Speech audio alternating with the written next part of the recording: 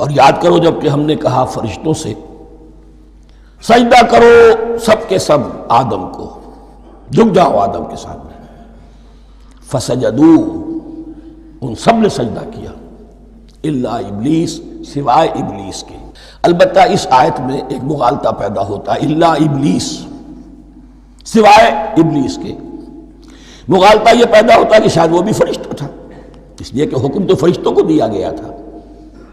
پھر نوٹ کیجئے اس سے پہلے، بہت پہلے سورہ کہف نازل ہو چکی ہے، اور سورہ کہف میں فرما دیا گیا ہے کان من الجن ففسق عن امر ربی، وہ جن تھا پس اس نے سرکشی کی اپنے رب کے حکم سے۔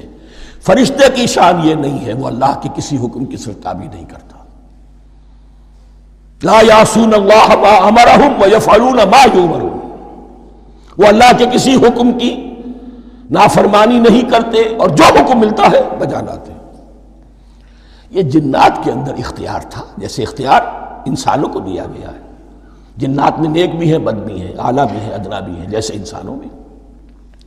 لیکن یہ عزازیل جو جن تھا، علم اور عبادت دونوں کے اعتبار سے بہت بلند ہو گیا تھا، اور یہ فرشتوں کا یوں سمجھیے کہ ہم نشین، فرشتوں کے ساتھ اس طور سے شامل، جیسے بہت سے انسان بھی اگر اپنی بندگی میں، زہد میں، عبادت میں، نیکی میں ترقی کریں تو ان کا ملأ اعلیٰ کے ساتھ، عالم ارواح کے ساتھ، عالم ملائکہ کے ساتھ ایک رابطہ قائم ہوتا ہے۔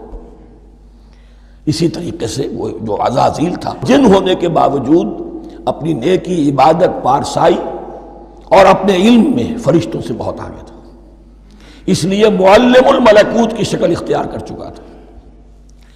اس کو اپنی زوم تھا یہ بات، جیسا کہ میں نے عرض کیا 7 مرتبہ قرآن میں یہ بات آئی ہے، قصہ ابلیس و آدم، کہ فرشتوں کو حکم ہوا کہ سجدہ کرو، سب جھک گئے، ابلیس نے سجدے سے انکار کر دیا 7 مرتبہ۔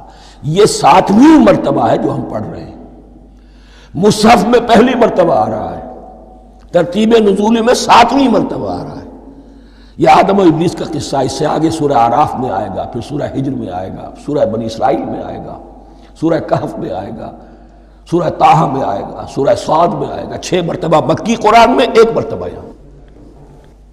تو یہاں اشارہ نہیں کیا، اس لیے مغالطہ ہو سکتا ہے، لیکن یہ کہ سورہ کہف میں آپ کو بتا چکا ہوں کان من الجن ففسق عن امر ربہ۔